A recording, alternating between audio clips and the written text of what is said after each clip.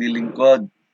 Talaga nakita natin yung strength ng mga kamanggagawa natin sa ubasan ng sama-sama, tulong-tulong, nagiging matagumpay. Kaya sa araw pong ito, hallelujah, sa ubasan ng Prayer Faith Church, magpapatuloy pa rin ang Don't Watch. Amen. At pang-anim na taon, 105 na po tayo ngayon. 6 years and 105 days na po tayo na patuloy nagbabantay sa pananalangin. Gamit po natin ang platform ng Zoom. At salamat sa ating mga tigapanguna dahil sa kanilang kapahintulutan na magamit natin ang social media. Naka-Facebook live streaming na po tayo. At inalagay din ito ni Pastora Sandra sa TikTok at sa iba pang platform ng ating social media. June 22 na po ngayon, 2026. Napaganda po ng mensahe ng Diyos sa atin. Ang topic natin, joy, gratitude, and peace. At kung paano natin ito mararanasan sa pang-araw-araw nating buhay ay marinig natin ngayon sa ating preacher, tigapagayag ng salita ng Diyos. Walang ibang gagamitin kundi ang ating tigapanguna sa POF Bahrain Chapter. Walang iba kundi si PME Marlene Garcia. Nang, it's your turn. Magandang umaga po sa ating lahat. At habang sinasabi niyong 25 years pa, 50 golden na yon. Kinukwenta ko na. Sabi ko, 64 ako ngayon. Tapos plus 25.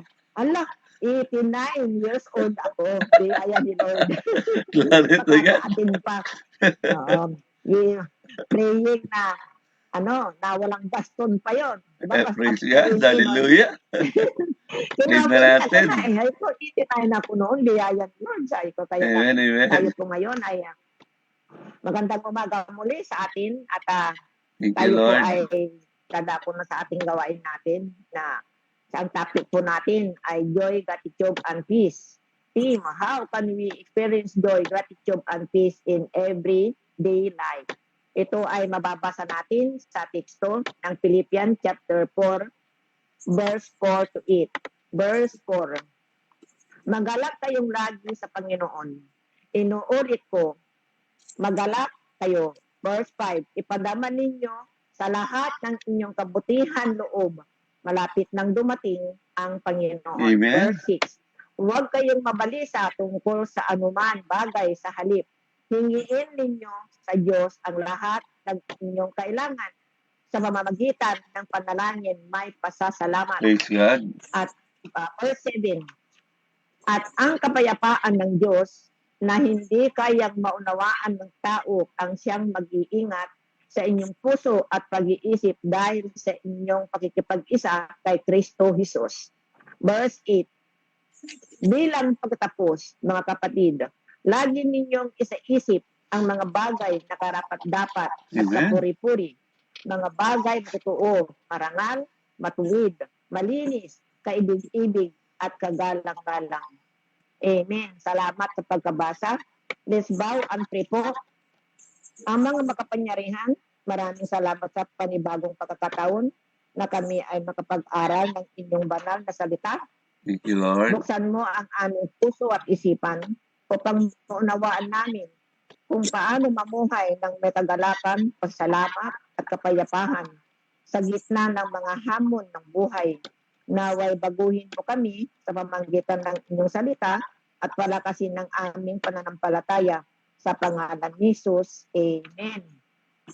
Magandang umaga muli sa ating Bishop Rose Nosuelo, Pastora Glory po, at ang ating Pastor Alex Nosuelo po, ang kanyang may bahay po, at ang ating Pastor J. Nosuelo at kanyang may bahay po, at sa mga pastor na andito po na kasama natin. Amen, sila amen. Pastora Tespo, Pastora Terpo, Pastora Ide, na talagang masisipag, na andyan lagi, na walang palya, full record sa ating record ng ating Amen. Panginoon. Biyaya po ng Panginoon. At mga PNAs, chapter workers, at lalo na po yung mga nasa FB Live po. At nawa na marinig nila na talagang ang kapayapaan ng Panginoon ay andyan lagi sa atin. Huwag tayong mabahala po. At tayo po ay umpisa na po. Sa panahon ngayon, maraming tao ang naghahanap ng kagalakan, kapayapaan, at kasiyahan sa iba't ibang bagay. Pera, tagumpay, relasyon o materials na bagay. Ngunit, kadalasan, pagsamantala lamang ang mga ito. Ang tunay na kagalakan, pasasalamat, ang kapayapaan ay hindi nakadepende sa sitwasyon, kundi sa ating relasyon sa Diyos. Kahit may Amen. problema, maaari pa rin tayong magkaroon ng saya. Pusong pasasalamat at kapayapaan hindi kayang ibigay ng mundo. Kagaya ng sinasabi ng Philippians chapter 4, verse 4 to 8, itinuturo ni Apostol Pablo ang mga susi upang maranasan ang mga pagpapalang ito. Tayo po ngayon ay dadako sa pointawan. Tim, how can we experience joy, gratitude, peace, and everyday life? Paano natin mararanasan ang tunay na kagalakan, pasasalamat at kapayapaan sa araw-araw na buhay? Sa point 1 po natin, choose joy in the Lord. Piliin magalak sa Panginoon. Amen. Ito po ay nasa Philippians ng verse 4 ng ating binasa. Magalak kayo lagi sa Panginoon. Inuulit ko, magalak kayo. Rejoice in the Lord, I will say, rejoice. Rejoice. Amen. Ang tunay na kagalakan ay hindi nakabatay sa ating kalagayan, kundi sa Panginoon. Si Apostol Pablo ay nasa bilangguan nang isulat niya ang liham na ito. Ngunit, pinili pa rin niyang magalak sa Diyos. Ang kagalakan ay hindi lamang emosyon, ito ay desisyon na magtiwala sa Diyos sa anuman sitwasyon. Amen. Kagaya ng sinasabi ng Nehemiah chapter 8 verse 10, the joy of the Lord is your strength. Amen. Sa Psalms chapter 16:11, in your presence in fullness of joy. Ang talatang ito, amen, ang talatang ito ay nasasabi na ang tunay na lakas ng isang pananampalataya ay hindi nagmumula sa sariling kakayahan, yaman o sitwasyon, kundi sa kagalakan ng ibinibigay ng Diyos. Kapag ang isang tao ay may kagalakan sa Panginoon, nagkakaroon siya ng lakas upang harapin ang anuman pagsubok sa buhay. Kahit may problema, may pag-asa pa rin dahil ang kagalakan ng Diyos ang nagbibigay ng tapang, tibay ng loob at patuloy na pag-asa. Si Paul at Silas in prison, Acts 16:22 Acts chapter 16 verse 22-25. Matapos silang bugbugin at ikulong, hindi sila nagreklamo. Sa halip, sila ay umawit at magpuri sa Panginoon. Sa gitna ng paghihirap, pinili nilang magalak sa Panginoon. O di ba po ba napakahirap yung kalagayan nila? Kung tayo yung nakulong, kung tayo yung may ginawa, magagalak pa ba tayo at maiisip pa ba natin ang magsaya, di ba? Aburido na tayo noon. Di ba? Tingnan niyo kung anong nangyari sa kanila. Di ba po ba? Kayo ba kung nakaproblema tayo, kulong na yun. Hindi basta-basta na problema yun. Magagalak pa ba tayo? Tingnan niyo kung nagalak pa sila. Ang pinakamasayang chapter ng Bible, di ba? Philippians, andoon lahat eh. Walang kalungkutan doon sa kwento ng ito na ginawa na sinulat ni Apostol yan po. Kaya sa bilang illustration po, parang isang empleyado na nawalan ng promotion na matagal niyang hinihintay sa halip na magreklamo at mawalan ng pag-asa, nagpasalamat sa Diyos at nagtiwala ng may mas magandang plano ang Panginoon. Magpasalamat sa Diyos araw-araw. Ano man po ang sitwasyon na kinakaharap natin sa bawat araw, ugaliin po natin magpasalamat. Pansinin ninyo mga kapatid, habang nagpapasalamat tayo sa Diyos, mas lalo niya tayong pinagpapala. Sa aking pagtatrabaho po bilang isang OFW, po. Ito po ay choose po talaga dahil alam kong malaki ang maitutulong nito sa aking pamilya. Nagtiis ako sa maliit na kita dahil nung araw ay hindi naman po talaga palakihan ng sahod ng abroad. Nung pumunta po ako dito, 1993, 92. Alam niyo po ba na ang sahod po isa 45 dinar lang?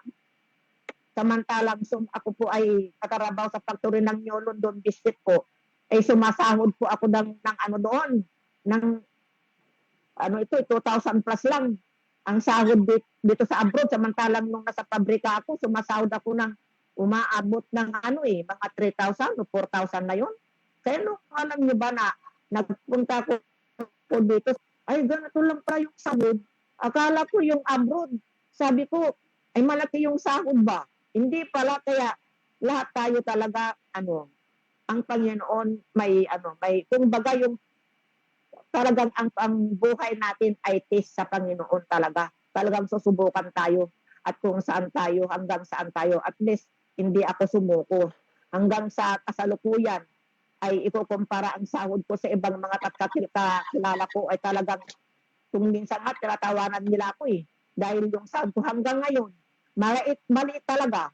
Kaya pero wala pa rin ako, masaya pa rin ako at least kahit na ganun yung sinasahod ko, nabibless pa rin ako ng Panginoon.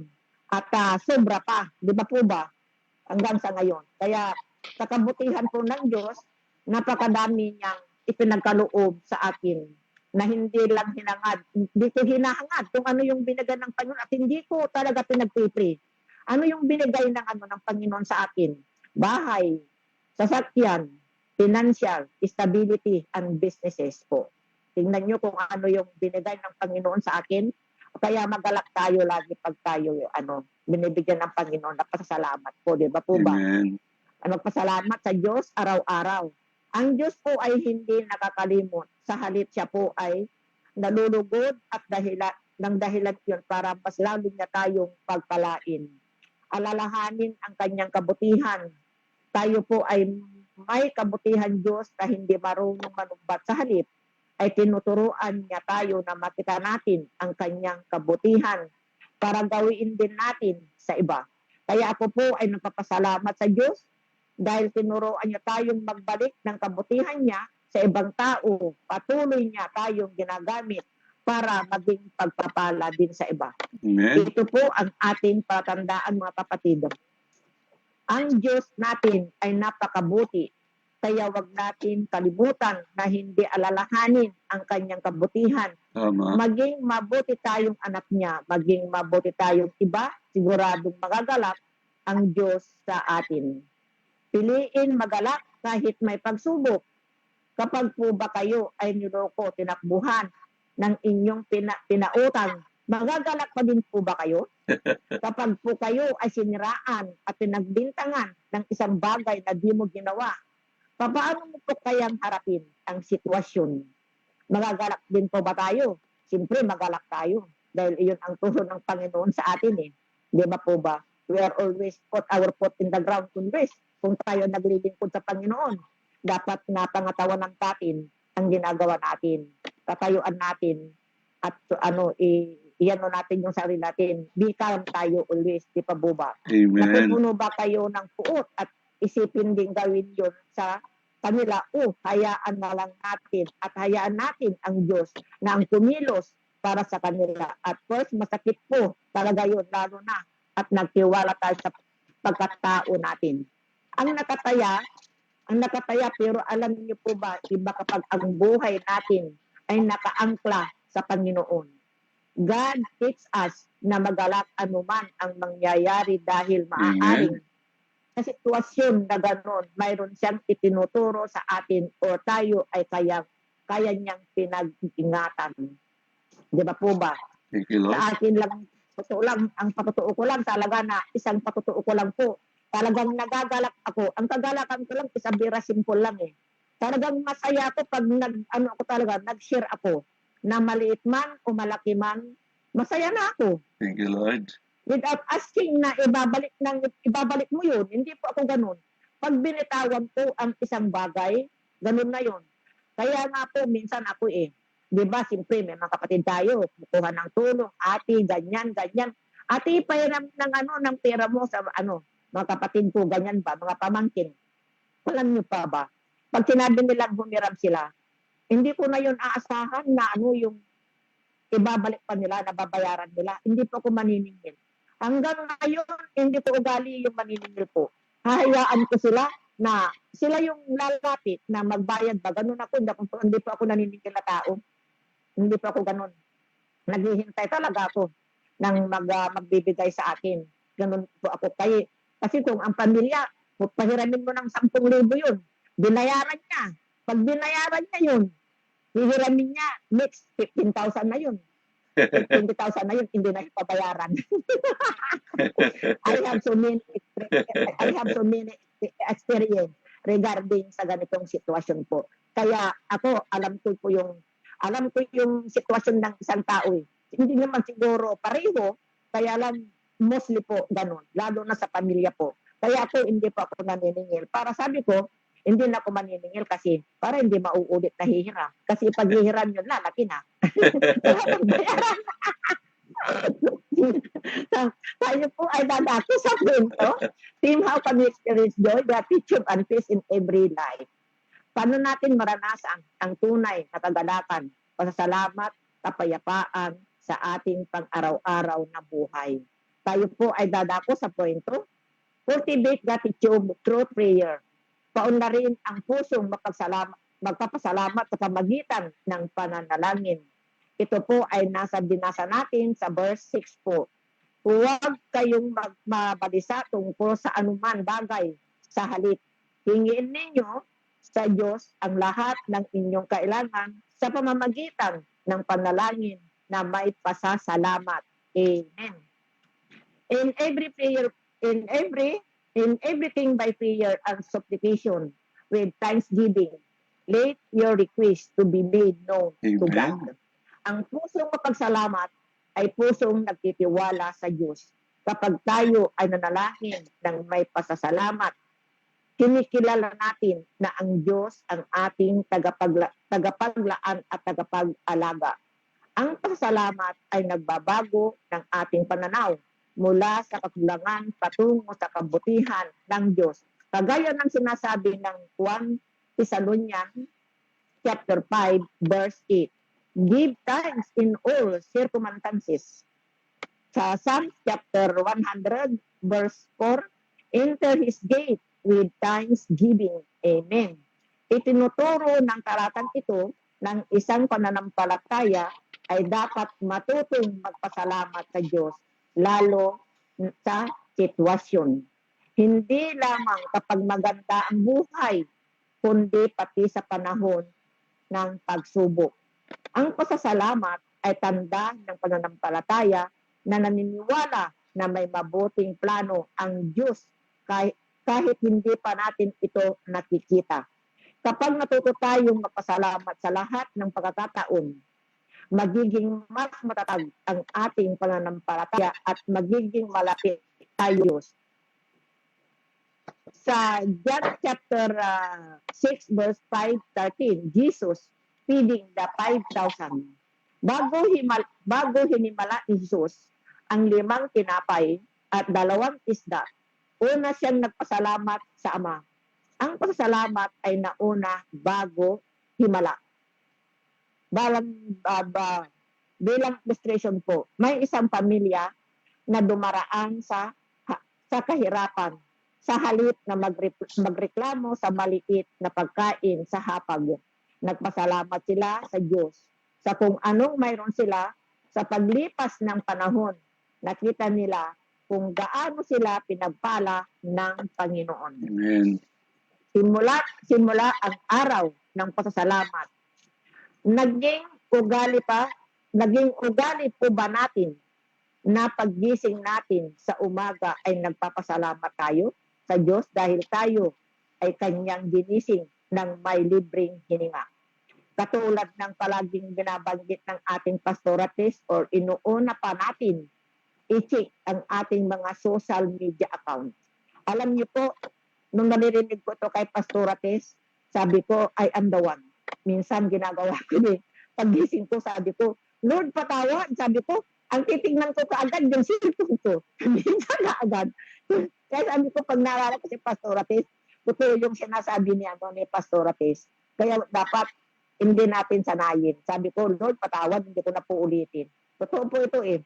Ang pag-usal ng panalangin bago magsimula ang ating araw ay palatandaan ng pagkilala natin sa kapangyarihan ng ating Diyos, ang ating Diyos na siyang nagpapala. Mag-iingat sa bawat isa sa atin. Bilangin ang mga pagpapala ng Diyos. Nabibilang pa ba natin ang pagpapala natin o hindi na natin ito napapansin? Ang mga tao sa kasalukuyan, ang nakikita nilang pagpapala sa ngayon ay yung dasal nila na sinasagot ng Diyos. Kaya kapag ang dasal ay di nasagot, hindi nila naiisip na sila ay blessed pa rin.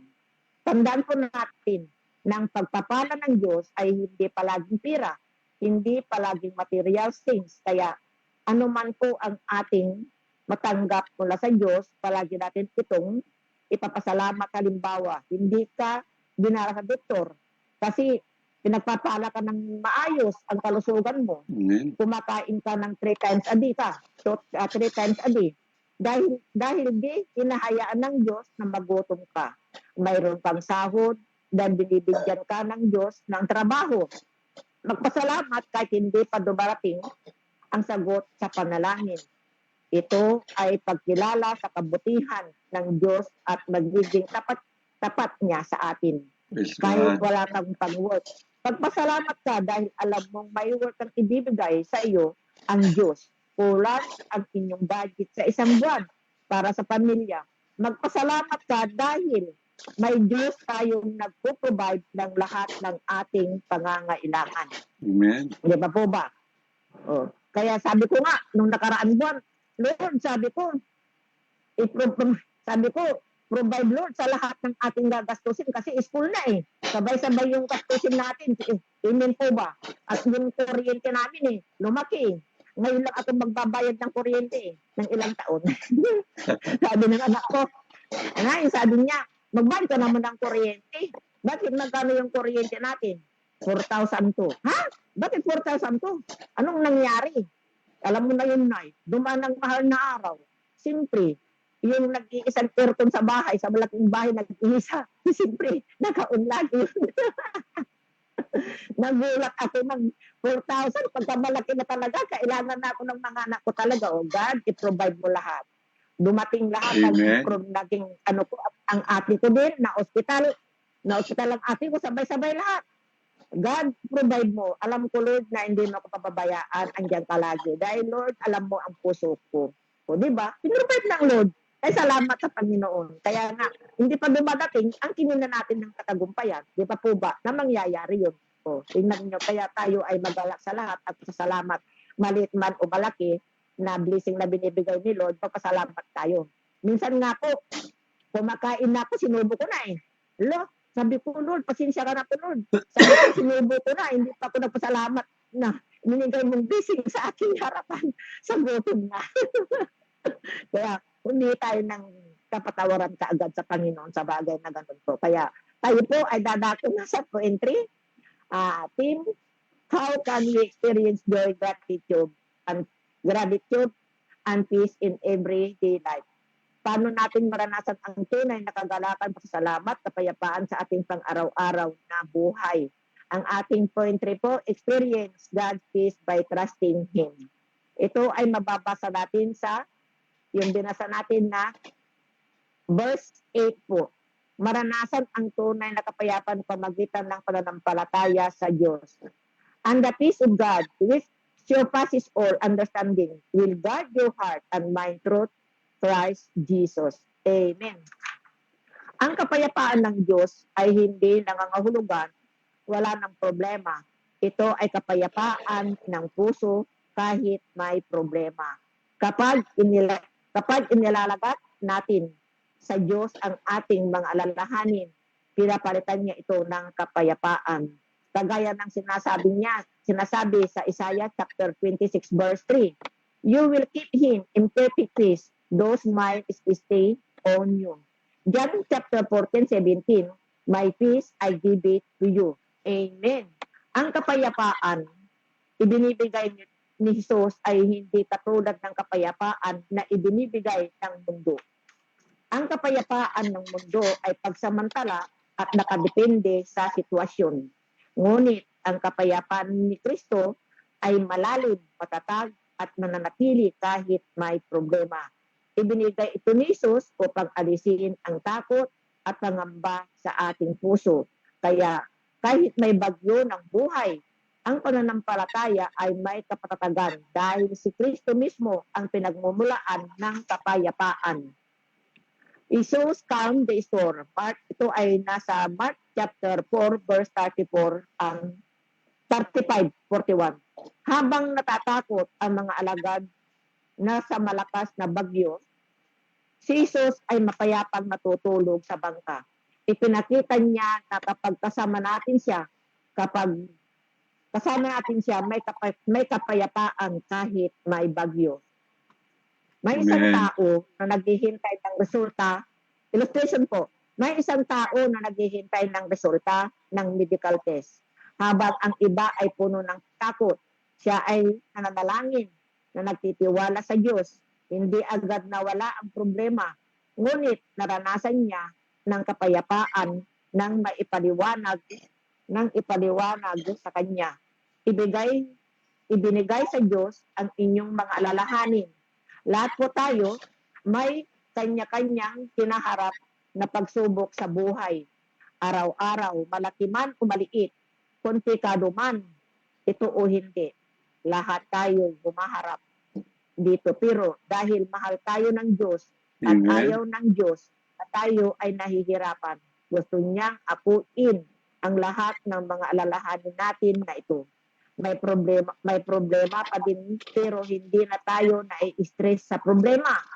Kaya ikaw kapatid, kung sa oras na ito ay dumadaan ka sa patong-patong na pagsubok sa buhay, huwag mo itong kunin, sa halip ibigay mo sa Panginoon. At Amen. hayaan natin siya ang kilos para mabigyan ng solusyon ang inyong alalahanin.